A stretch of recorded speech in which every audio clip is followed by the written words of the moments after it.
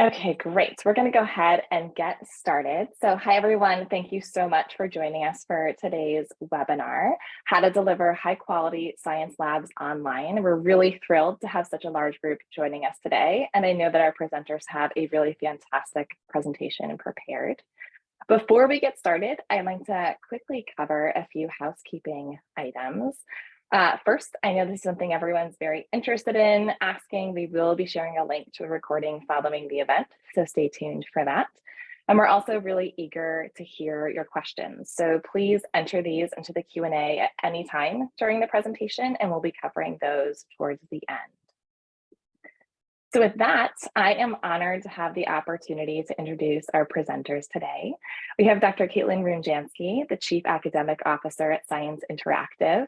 Kate has been a member of the Science Interactive team for 8 years and leads our PhD scientists and instructional designers in the development of our lab curriculum. Kate received her bachelor's in biochemistry from Marist College and her PhD in pharmacology from the University of Iowa. And we have Dr. Effat Zeidan Hatoum. Dr. Hatoum is currently serving as the Associate Professor of Science and Mathematics at California Baptist University, where she's also the Program Director of the Bachelor's and Master's of Interdisciplinary Studies. She has implemented and used hands-on lab kits at several institutions where she has taught both online and on the ground. So thank you both so much for joining us today to share your knowledge and your experiences. And Kate, I will turn it over to you to take it from here. Fantastic. And thank you all again so much for joining us today. And thank you, Effat, for being here. We are so excited to learn about your experience with bringing your laboratory courses online. Thank you, Kate. Awesome. So before we jump into things, I wanted to quickly let you know what our agenda is going to be for our conversation this afternoon. We're going to start off today discussing some of the common challenges that are associated with offering labs online. We're going to ask you what you think the most common challenges are, what challenges you have faced with bringing science labs online. So think about some of your own experiences as you've considered online lab options and what you face. We're very interested to know, so we can make sure we can address that in our conversation today. We're next going to discuss choosing between different online lab options. There's a lot of different ways to bring a laboratory course online, and we're going to discuss some of the options available and how Effat made the decision to go with a partner-provided hands-on lab kit. Finally, we're going to discuss some of the strategies for engaging students, as well as ensuring your course has a very high quality, high rigor, and is safe for students. And finally, as Lauren mentioned, we are going to end with the Q&A, so please share with us any questions you may have throughout the conversation, and we'll be happy to answer them. But before we dive into Effat's experience, we wanted to sort of set the stage with online courses and online education in the post-pandemic universe. Many of us remember before COVID, online labs were relatively rare. It was often difficult to bring labs online or to consider bringing a lab online because of the laboratory component in making sure students had a hands-on lab experience. But in the post-COVID universe, student interest in online education remains very high after having experienced moving to completely online courses during 2020. Two statistics I find really, really interesting. The first is from EDUCAUSE's 2022 Students in Technology report, is that 65% of students prefer at least a partially online program for their undergraduate courses study. The second is from the Wiley Voice of the Online Learner report from 2022, which stated that 60% of students, if their desired program isn't currently available online at their school, will seek out a different program at a different school to complete their course requirements. So students are really interested in remaining at least partially, if not entirely, online for their undergraduate experience, which is fascinating to me given where we were just 3 or 4 short years ago. The other thing I want to highlight is that when we look at what students are considering when they're selecting schools, students are looking for career opportunities that they can have right out the door, and STEM is a huge interest in this area. Growth in STEM careers is outpacing non-STEM careers. So from the Bureau of Labor Statistics employment projections, there's almost a double or 2 times growth in STEM occupations versus non-STEM occupations projected through the year 2030. So we know we're going to need more STEM graduates. We know students want to be online. And so what that really comes down to is we need to be able to grow programs in a way that meets students' needs and what students want. And leading us to the question, how do we deliver high quality labs online to meet this demand? And so before we dive into our larger conversation, before I turn things over to Effat, we wanted to ask you today, what is currently your biggest challenge with offering an online lab? So we're going to give you a couple of minutes to answer. Please share with us your thoughts. We're really interested to make sure that we can address this during our talk. So I'll give you a few minutes here.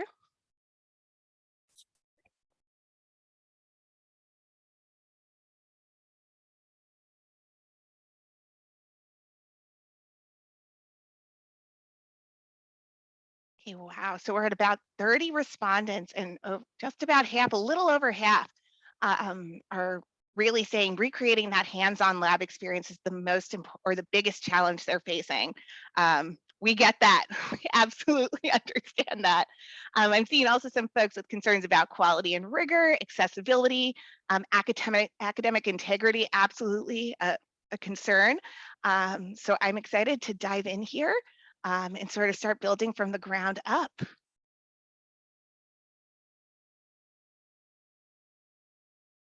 So when we consider bringing a lab course online, we look at it as being sort of 4 options to approach bringing a lab online.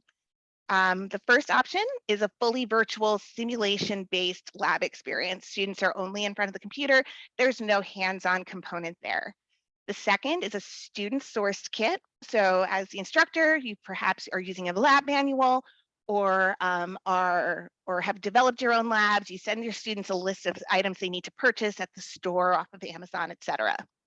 The third is a school-made lab kit. So once again, you've got a lab manual, you've written your own labs, you have a list of items. The instructor or a lab coordinator purchases the items, builds the kits, and ships them to the students. And then our fourth option is what we at Science Interactive do, is a partner-provided lab kit, where you can adopt curriculum in a kit that is provided by your partner. So Effat, I know that you began labs online with lab simulations and you moved to a partner-provided kit. Can you share your story as to what brought you to taking that approach to your online labs? Absolutely. Well, thank you, Kate. I am happy to join in today and share my experience with hands-on labs. I joined CBU's Online and Professional Studies division about 8 years ago. And at that time, when I joined the division, all of the online science courses, which were provided fully online, utilized virtual simulations. And as I was assigned as a discipline lead on the courses, I saw that there's value in replicating that hands-on lab experience that I experienced when I was a traditional student. Back in during my undergraduate years, as well as my graduate years. So I decided to move on to something a little bit different, less challenging, believe it or not, because virtual simulations could have some challenges with them, to a hands-on lab kit that will allow the student to have hands-on experience wherever they reside and wherever they are located while taking this online course. Some of the things I did think about a student-sourced lab kit, and that did not work out well because of my need for consistency in the course. I have been serving a non-traditional student body, meaning my students vary in age, vary in where they are at their professional level, and how long they've been out of school. So this non-traditional student body kind of made it difficult for me to utilize a student-sourced lab. So I prefer to rely on a partner-provided lab kit, and I was referred to hands-on lab, and I've had a great, wonderful experience ever since. Awesome. So I know did you ever have to consider things with location for your students when it came to when you were thinking about student source or school-made lab kits? Absolutely. Again, going back to the online learner and the non-traditional learner, I had students from all over. They were mostly located in the US. However, I had military students who were traveling and deployed at the time of the course. So I had to consider something that would be created and shipped to them for them to complete their work. So that was one of the other things that I had to consider. Awesome. So as you began exploring options for bringing your lab course online, what were some of the criteria you considered that needed to be met when you set up your lab course? Absolutely. So typically online courses undergo a refresh process or a design process every 3 plus years. And so during that process, we revise our syllabus, we revise our course learning outcomes, and we want to make sure that the labs that we're providing in this 1-unit lab or 2-unit lab are aligned with our course learning outcomes. So that was one of the first criteria that I had to look at. Definitely, I wanted them to have a hands-on lab experience, but one coupled with rigor, enough resources and quality labs. And when I looked and reviewed the labs, that's one of the things that I looked for. I wanted to have some flexibility also in terms of the design in the labs. And so being able to customize some of the labs to better fit my textbook or my syllabus was another criteria. Not only did I leave the virtual simulations because they did not have that lab experience, but they were coupled with challenges. And most likely what I'm referring to here are technological challenges. So it was key for me to rely on a platform that's user-friendly for my students, especially my older students who tend to have a little bit more difficulty with technology. Accessibility, as I mentioned before, being able to provide it to the range and the wide variety of students. And cost actually was an important thing when I was designing the kits, because students already pay a great amount on their textbook. So trying to eliminate any additional cost that's not needed was key. And last but not least, LMS integration.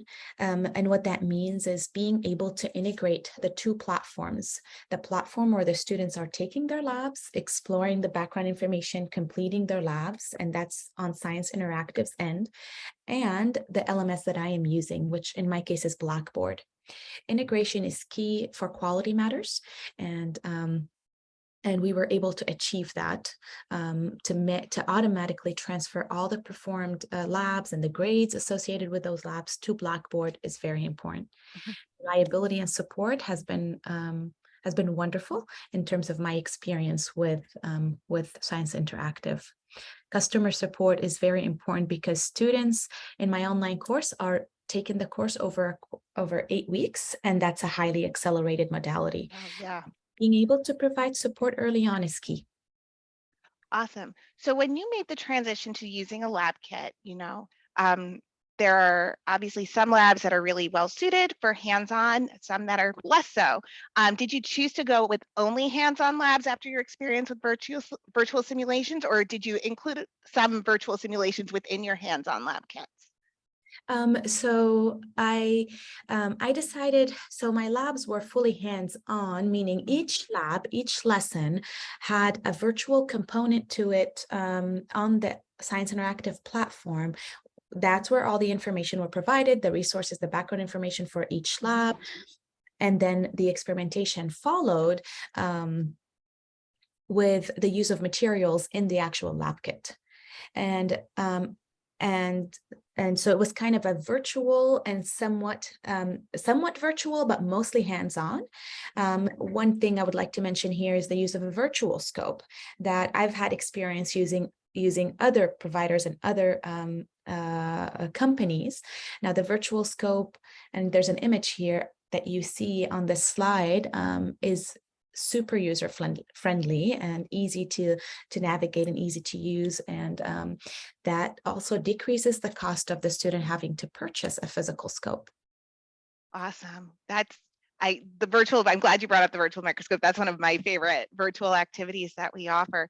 But certainly you bring up a great point when it comes to there are certain things that are more expensive to provide to students, like a microscope and slides, where maybe a digital option does make more sense. And so what we wanted to share was some of the reasons when you may want to choose a digital lab versus a hands-on lab.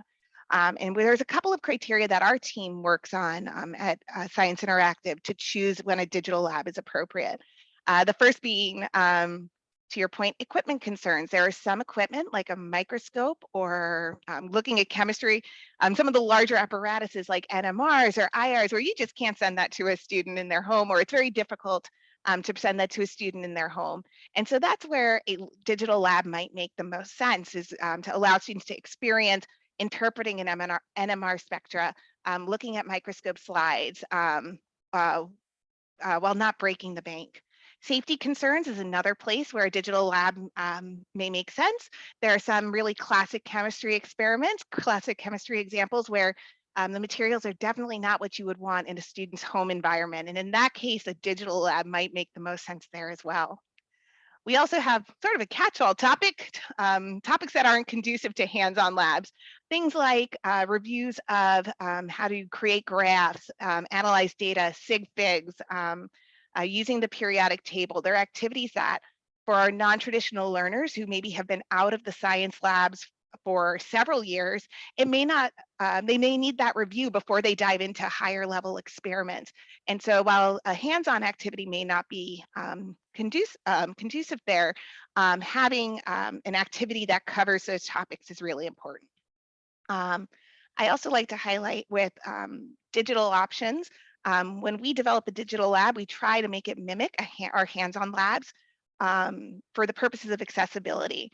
So for a student who may not be able to perform a hands-on experiment, who may not be able to perform a fetal pig dissection because of maybe religious concerns or ethical concerns, our labs, our digital labs, are designed to directly mimic our hands-on labs. Students are looking for the same components of the fetal pig or the digital dissection body part. They're performing the same steps, answering the same questions as their counterparts performing the hands-on experiments to ensure those students are having an equivalent experience. And the last thing I like to highlight here is that when it comes to SLOs, some labs are going to be essential to be hands-on, some maybe not. And so a digital lab may allow you to cover a topic that isn't required by your SLOs, but you find interesting or you think is really important to a student's development.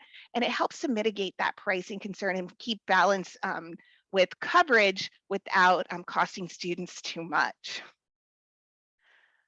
Awesome. So I'm really interested, Effat, to learn how your hands-on labs work. Can you share with us how you've set your courses up? Absolutely. Back again, when I was assigned to redesign the courses, I wanted to first, as I mentioned, find alignment between the course CLOs and the labs that I was to assign and choose for the lab kit. So I was given over 450 experiments to choose from across multiple disciplines available for the different classes that I teach. I teach chemistry, I teach biology, environmental science. Specifically in biology, there's multiple different courses. So there's a great range of experiments that you can choose from and that you see best fit as you design your course, your online course, to add to the lab kit. And that was such a great option to have. Besides that, having that virtual scope component or having that digital factor also added to the lab kit was very helpful, because as you mentioned, there's multiple issues that would make us, and multiple concerns that could make us choose one over the other. And I was really happy to be able to customize the lessons, add and take away different sections from each lab as I saw fit for my specific course. And it does vary based on the rigor of the course, whether it is, or the load of the course, whether it is a 1-unit lab versus a 2-unit lab. And so that customization was also very helpful, and it worked out well. One other thing, as I mentioned, my courses are highly accelerated and they run for 8 weeks. And so being able to receive, the students' ability to receive the kit on time as soon as the course is made available to them was key. And so I wanted to choose a kit that would get delivered within a week, 10 days maximum.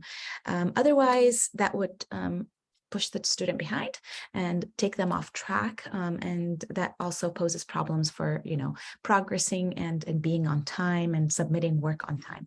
And that has not been an issue with hands-on labs.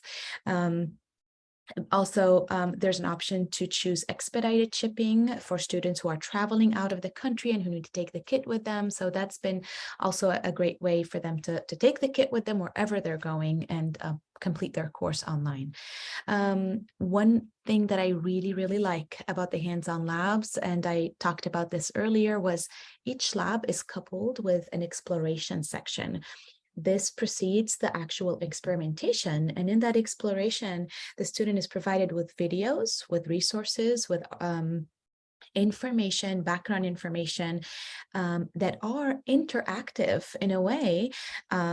Questions are embedded throughout that exploration portion, and students are assessed constantly, moving from one section to the other before they arrive at the experimentation. And that's typically what we do in a traditional lab setting. We offer an overview of the lab prior to the start of the lab so that the students know what is expected of them and what they need to do. And so that sequential exploration, experimentation, and then finally evaluation is very, very helpful. And it's provided in such a user-friendly platform. And again, that provides the student with guidance on each lab.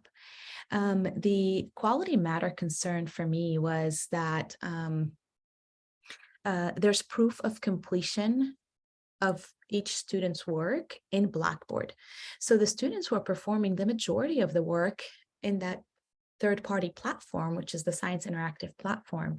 So for quality matters, we had to show proof that the student completed their work and what their answers were, and how much time was spent on that specific lab, and what their grades are. So the integration portion, integration and syncing grades to the Blackboard platform is a very helpful way for us to follow the QM standards. And also, one very nice feature is the student's ability to download a lab report. So not only are they submitting their answers to the evaluation portion and answering all the questions, but they're also able to download that lab report, keep it with them, and upload it for us to look at on Blackboard. And that has been a wonderful experience for me with all of these factors on this slide. Awesome. So you spoke about one thing that I think is really important, and that's quality, and quality matters. So can you talk a little bit about your experience with ensuring quality in your online lab courses? Definitely, definitely quality and content matters a lot. And that goes back to Rigor.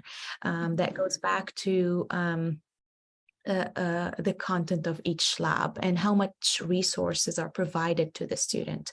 Of course, I had my part in re-emphasizing and re-guiding the student and over each lab, and going over each lab in a recorded video that I provide every week.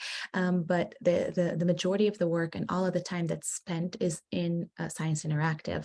So being able to see that alignment with the learning objectives, being able to see quality labs that are well developed with attention to detail and with attention to the student needs, specifically when we have a great variety in our student population. And also the student experience. Students who are behind a screen, if they experience technical difficulties and don't get support right away, will get frustrated, and that will set them back. So being able to promptly help the student, and that was kind of a collaboration effort between myself and the customer support team, where we were trying our best to get back to the student with a resolution in a timely manner. And also, so it's all goes back to the quality of the learning experience. That's awesome. Then I know you mentioned quality matters, and having your courses quality matter certified. That's something we've experienced as well, is going through that process of getting quality matter certified. I think we're at 8 of our courses now, or just shy of 8. Hopefully next Monday, 8. I will be certified by Quality Matters. Which we're really excited about, and really working with instructors like yourself. Every single lab that we write on our PhD science team is reviewed by instructors who are teaching labs online, because we know for ourselves, we've taught in labs before, but it's been a few years for some of us, and our instructors are at the forefront with our students today. They know what our student populations need. The student population has changed so much since you and I were in college, or even when we just started teaching. And there's really been a shift in how students learn, and understanding that and incorporating that into our labs is so important. Uh, Okay, let's talk student engagement. How do you keep your students engaged in an asynchronous lab environment? That is not easy. Yes, this has been a challenge, and it's something that I constantly work on, being an online educator, and not only in courses that utilize labs, but in general, the online learner, especially professional students who are already professionals, and working students or single moms who um, have a challenge with keeping up with their tasks and managing their time because of all the responsibilities they have in their life. So I provide introduction videos and welcome videos at the beginning, as soon as the course is made available, and that's usually 2 weeks prior to the start date of the course, so that their students are aware of the expectations, the weekly deadlines, the weekly due dates, and encouragement to have a plan of study and to have and to plan out their week, especially if they're taking other courses.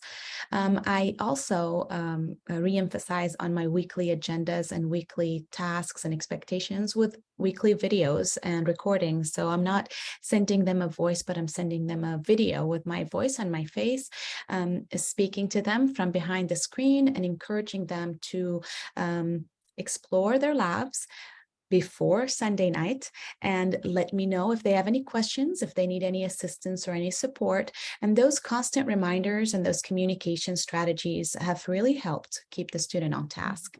In terms of student collaboration, and that's a great question always, how do we do that in an online setting? How do we do that when students are living in different time zones, or students do not really see each other? And one tool that has really helped with that has been the discussion board. The discussion board is embedded in Blackboard,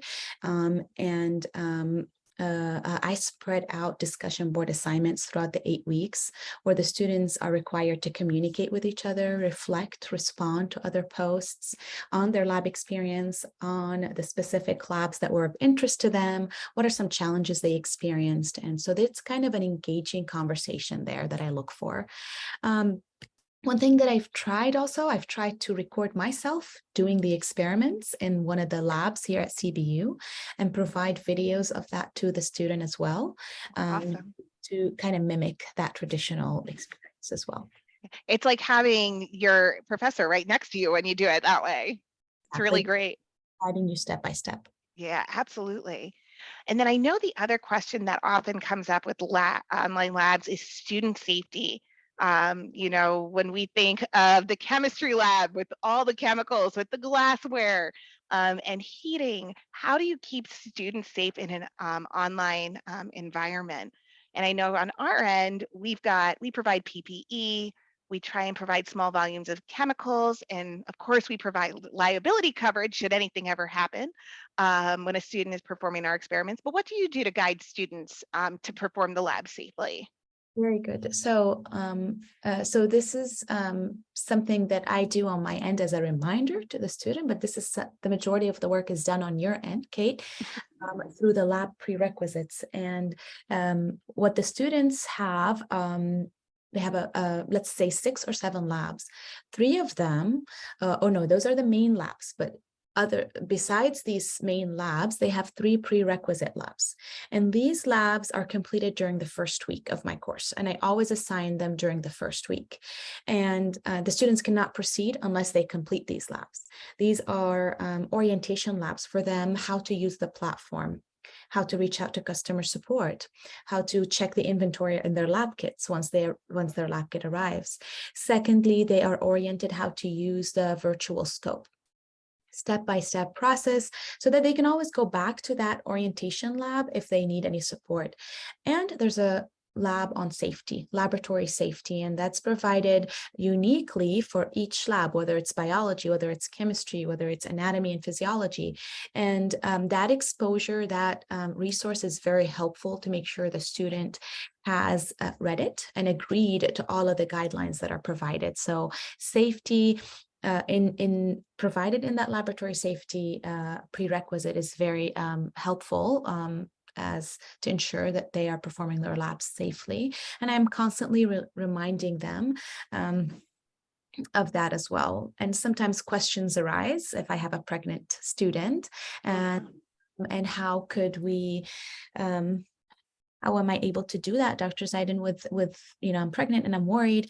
And so I reemphasize on the proper PPE. I reemphasize on the safety behind performing these labs. And I also encourage her to reach out to the customer support team if she has any specific questions. Yeah, and certainly when we have, because we definitely serve a non-traditional student base, and we've definitely had that question come to us before too. I'm pregnant or I'm immune compromised. What should I do? Can I perform my labs at home? And what we find, in addition to everything that you shared, is we can provide students with a list of the materials. They can bring that to their doctor, to their OBGYN, and get that information, verify that everything's going to be safe for them to work with, as well as we provide all of the SDS for students. It's available to them if they ever need to reference whether there's a health concern around one of the chemicals. All really great points. The other thing I like to point out is that we do within the labs incorporate videos and photographs of all of the setups of key steps so that students have some guidance. Effat makes her own videos, which is awesome, to provide guidance. But we know on our end, at least for some of the key steps, where it may be easy to make a mistake. You only have one opportunity to cut into that dissection specimen. If it goes wrong, it's a tough rest of the semester. And so we do provide those guidance pieces for students as well within the content. Okay, so overall, what is your experience as an instructor with using the online labs? I've had a wonderful experience in terms of all of the three factors presented here. I've been satisfied with the labs, and as Lauren mentioned at the beginning, I've implemented these labs prior to CBU at another institution. It's a career college where we were faced with the challenge of running a new program and launching a nursing program for students over the weekend, but not having the lab space for them to perform their labs.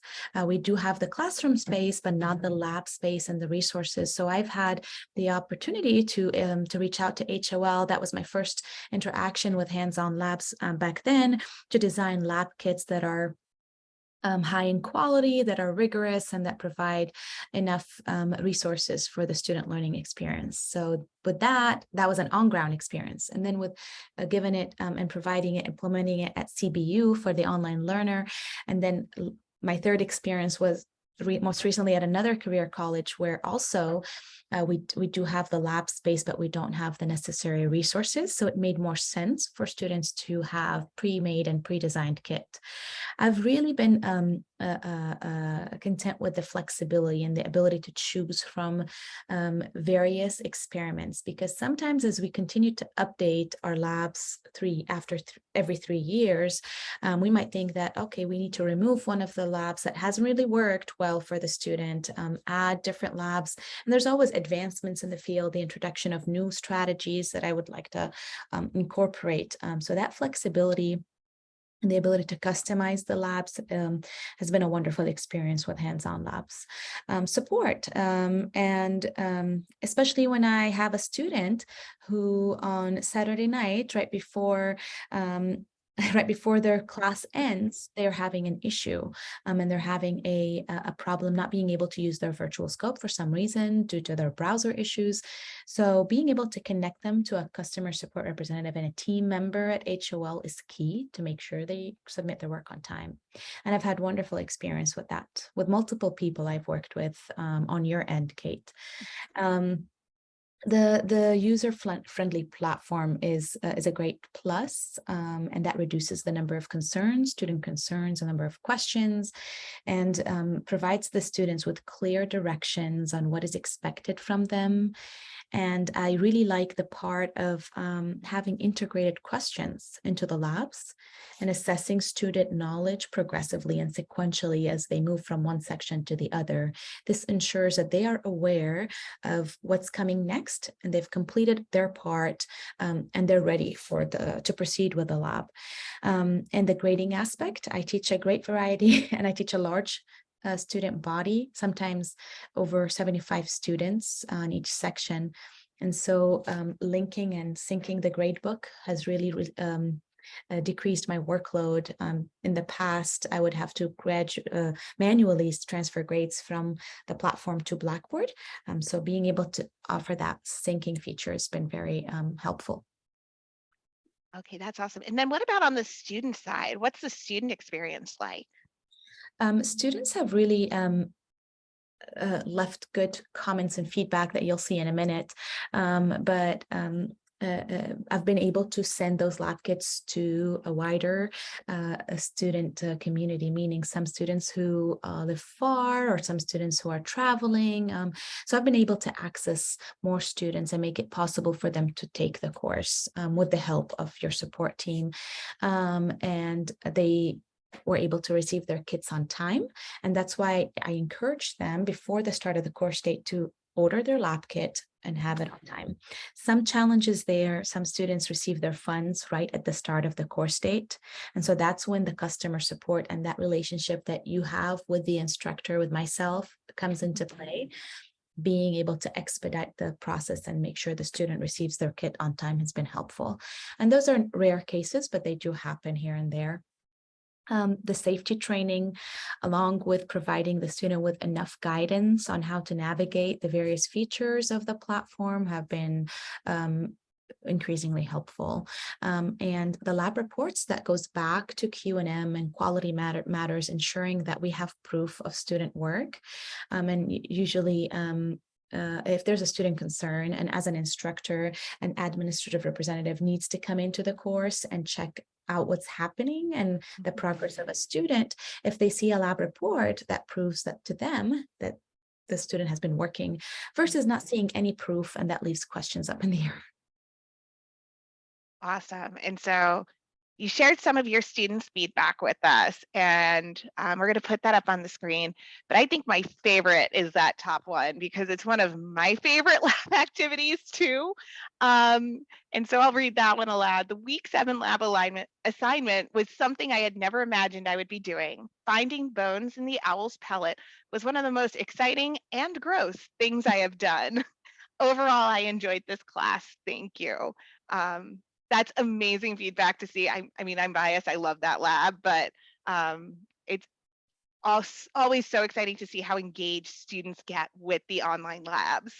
Absolutely. I've had also students who were required or were asked to take photos of themselves for anatomy, in an anatomy course, and they would have their child stand next to them in the same, or they would actually take a picture of their child and submit that and label the different regions. And so I kind of find that interesting and nice. They're engaging their family members in the experimentation. And so those are some of the things that I also enjoy seeing from my students. Absolutely. It's great to see when the whole family can get involved, because that's how you garner interest in STEM in that next generation. And so it really does allow for the whole family to get a science experience in some ways. Okay, so lessons learned, key takeaways. What have you learned over to your time working with the online labs?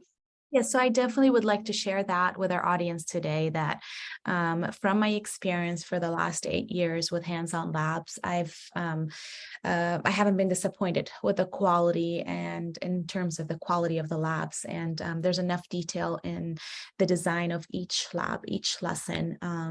And you are able to provide an authentic hands-on lab experience with these designed kits, because they are rigorous and they are there's ample opportunities for the student to use and experiment in a traditional manner in an online course.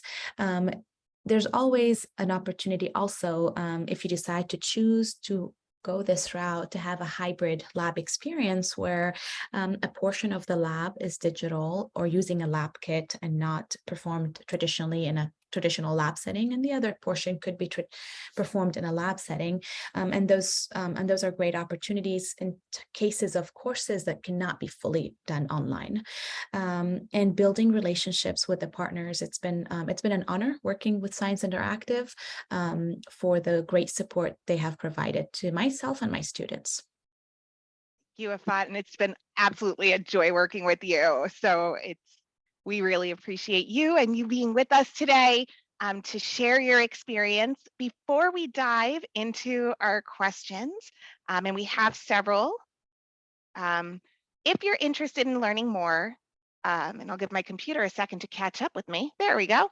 If you're interested in learning more about our lab experiences, please feel free to contact us to request a free demo kit. The website is below. If you have a syllabus, if you are not sure what direction you would like to take your course in, would like some suggestions of labs to get started with, you can provide us with your syllabus, and we are happy to have our team of in-house experts review it and make recommendations for you. But certainly we very much appreciate you being here with us today. And we've got plenty of questions here, so we will dive into those. Okay, so starting broadly, we have one two-part question. How many labs, given that you have an accelerated course, how many labs are you typically covering in your course period or over that semester, however you set that up? Yes, so I typically cover the lab prerequisites during the first week, and I make those graded. So I add a grade value, of course, not as heavy as the main labs, but to ensure that the students are completing that. And anyways, even if they don't complete it for the grade part, they are not able to proceed with the other labs on HOL's end. I assign 7 labs per course, and sometimes 8. In some cases, I can offer the student. I assign to the student 2 labs per week instead of 1, depending on how much time consuming the lab is and how much work it takes to complete that lab. But around 7 to 8, sometimes if you're pushing it, will be 10 labs per course. Awesome. And then the second half of that question was, how long did it take you to get, when you started developing these courses, how long did it take to get the course up and running? So we are given, I was given up to 3 months during the design process. And that's because there's a first portion that has to be done in Blackboard and a course worksheet to design the course and to design the actual Blackboard course. And then the other part was working with your team. It was actually quite fast. The first step was providing my syllabus to a HOL representative who was able to help me. And then them coming back to me with a list of possible labs to choose from and how I can customize it. And so that process altogether was about 2 to 3 months, because it also had a component to design Blackboard courses, not just choose the labs. Awesome, thank you. Okay, and then we have a question from Jennifer. How do virtual microscope simulation skills transfer over when a student has to use a real microscope? So again, I mentioned I've had experience with multiple other platforms besides the hands-on lab. The microscope is, it looks 3-dimensional. Even if it's behind the screen, it is 3-dimensional. The student can move it from one side to the other. And there's 3 key steps that the student has to do every single time they need to look at a slide. And so they have to repeat 3 things: turn the power on, adjust your stage, adjust your objective to the lowest objective every single time. So that repetition of things asked of them before they can operate the microscope helps them, if they were in front of an actual scope, I remember I need to do the same things before I can mount a slide and start looking at it. Yes, so that's been a key feature that I really like in the virtual scope. And maybe you can speak of that as well, Kate, if you would like. Yeah, certainly from my experience in talking to instructors, with the simulated microscope, we have had students go on to higher level courses and had success working with the microscopes. Anecdotally, that I've heard from some of our other faculty. So certainly I don't think your experience of that is unique, with students being able to move on, even with using a virtual microscope in this case. Our next question is from Pankaj. What is the duration of the lab experiments for students in person versus distance learning? Do you see a similar completion time for students for fulfilling those lab hours? I do see similarity, and comparing, what a traditional lab would look like versus the online, I do see that. And one of the things, though, it's an additional component, which is nice in an online course, is having that exploration portion beforehand available to the student at the start of every week, or at the start of the course, where they can review that information before they make time or put time aside in their day to complete the lab. So that's an additional time, but in terms of conducting the lab, it really mirrors what you would experience in a traditional lab. Awesome. Okay. Is grading or point value assigned by the instructor, or how are scores determined? Yes, definitely. So first of all, I designed my Blackboard course. We have a total of 1,000 points for each course, and I divide that over the assigned tasks. Those include labs, but not only labs, also reflections and discussion board assignments. When I assign a lab the specific, let's say 40 points, I can go in to my course in HOL and edit each lesson. What I mean by that, each lab has a number of questions, whether those are in experimentation, or evaluation on the hands-on lab side. And I'm able, as an instructor, to edit the grade point value for each question. And so that, again, customization, flexibility in the platform gives you, the instructor, the ability to customize it the way you want.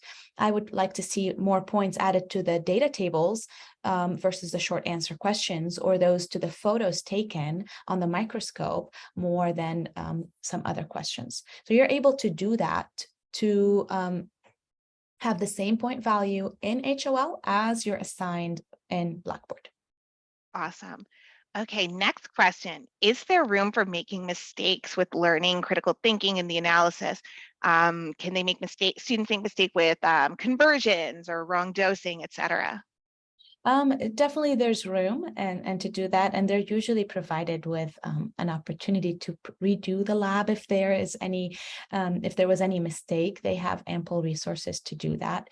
In terms of when I assess it, when I'm grading their work, because I'm manually grading their short answer questions and their data tables, I'm able to leave a comment for them as I assign a grade value to their questions. And in that comment, of course, I am making sure that they're learning from their experience, and they're able to think a little bit differently about it. So my feedback really helps in that as well.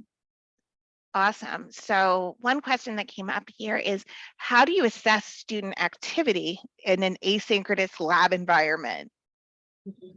So in an asynchronous lab environment, the lab itself is set up in a way that the student needs to provide pictures, upload data in the data tables, and all of those are a proof that they've completed their work and they've done their lab correctly.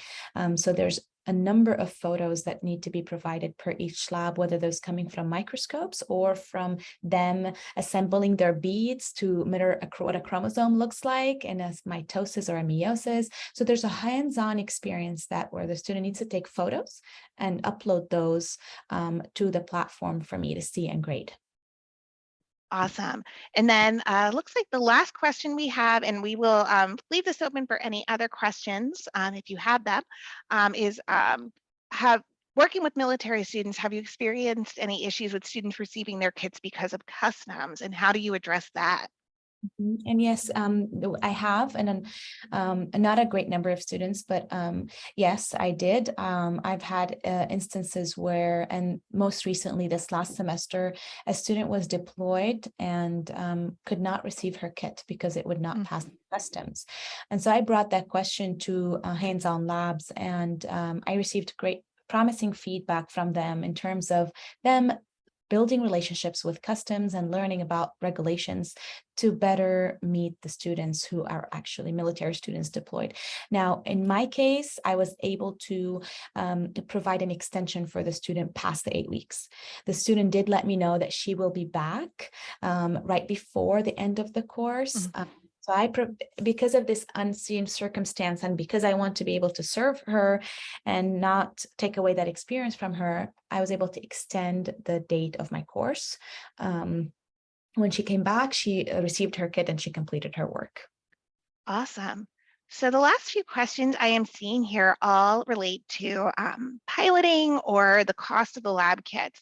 And so the cost of the lab kits depends very much on, I'll take a second to discuss that, depends on what labs you select, whether you're using mostly hands-on, a combination of hands-on and virtual. So there's a wide range of pricing available, and we can work with you to meet your price point.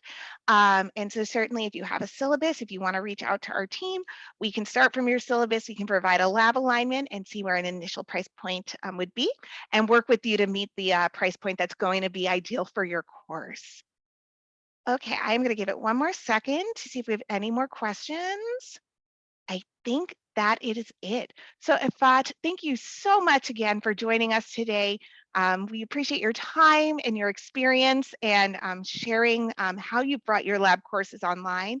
And thank you all so much for joining us today and attending our webinar with us. We really appreciate your time as well, and we look forward to hearing from you in the future. Thank you, Kate. Thank you, Lauren, you. for everyone who was here today.